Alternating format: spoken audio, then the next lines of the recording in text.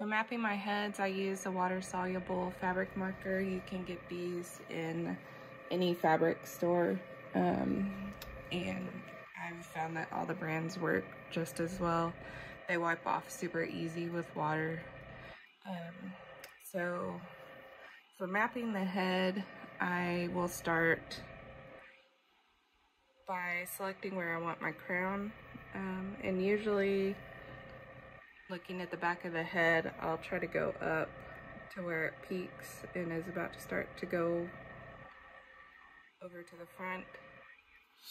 And I usually do it on the right side, but you can do it in the middle or the opposite side, it doesn't matter. And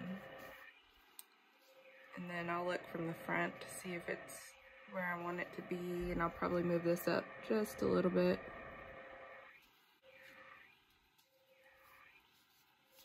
So you can kind of see it from the top and from the back. I don't do a full swirl, it's kind of like a fake swirl, but it lets the hair lay really nice. Let's see if I can get it right on the first try.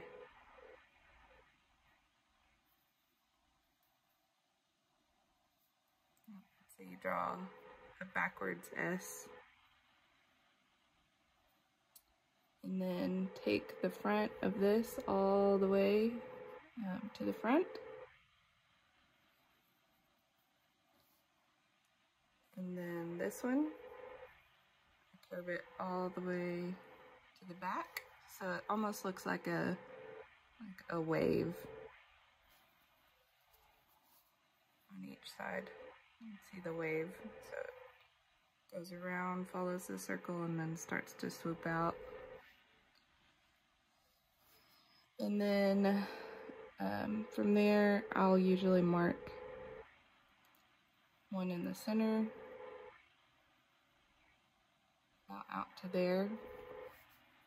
And so when I'm rooting, I don't actually root the full swirl. I go root all the way to this spot and like directionally stop at this line right here. And then same this way, I root straight all the way up and I stop right here, and I'll fill that part in a little bit too. So the pieces don't actually overlap themselves. It does look like a swirl after you're finished rooting, but it lays a lot nicer than doing the actual swirl pattern. And then so from there, it just depends on kind of what map that you want to go with, if you want a mohawk or side swept or straightforward. But I like to give it some movement. And so I'll take this piece and go to the front, right above the center of the nose. And then the easiest one to show you is the just straightforward rooting pattern. So from here, I'll pull this line around to meet in the front. This line I'll pull around here. And then draw the sides. And what I typically go for is like this shape that comes out to the corner of the eye.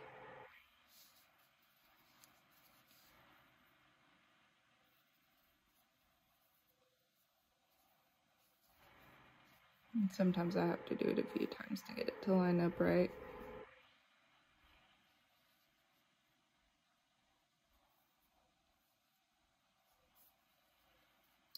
And it's easier for me to root the hair to where it just lays back from the ear instead of goes straight into it, because it's hard to get this angle correct whenever you're rooting. So I'll draw a line straight back from the ear. And then I'll start to bend it around the ear this way.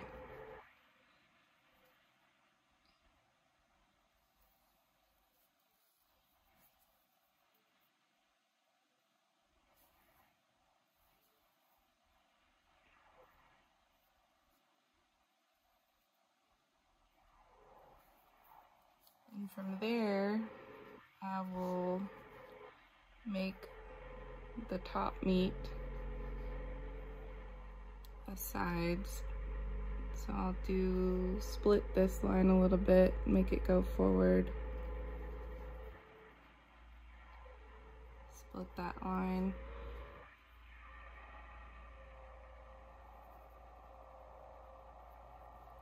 You want to go from the back to the front.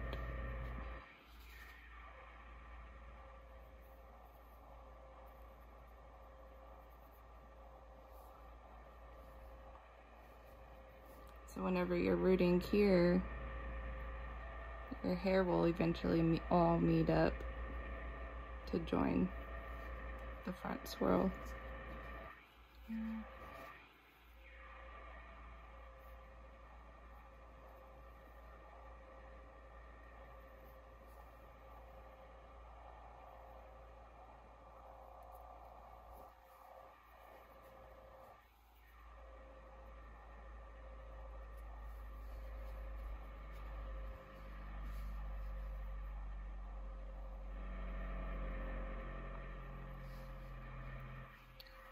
And you just kind of follow the curve of the head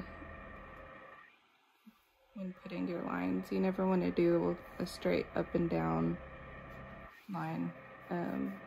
This one I'll probably erase a little bit on.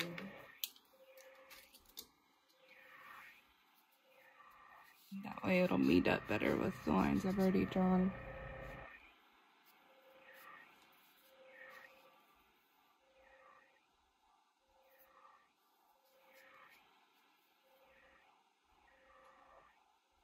And then the back I usually do kind of like a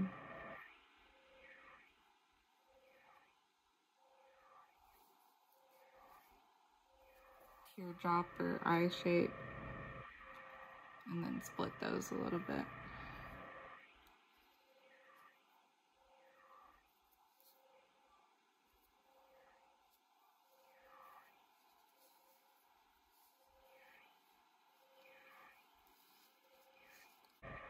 I'll do something like here.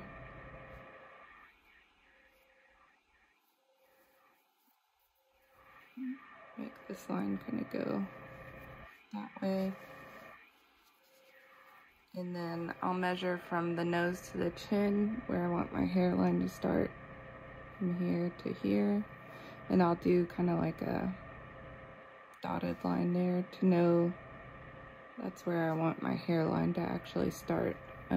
But of course you have to take into consideration the length of the hair that you root. So I'll probably start rooting around here.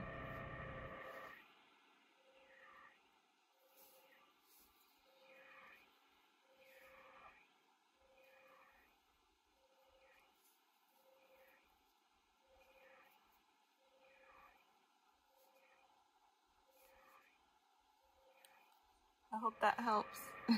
Thanks for watching.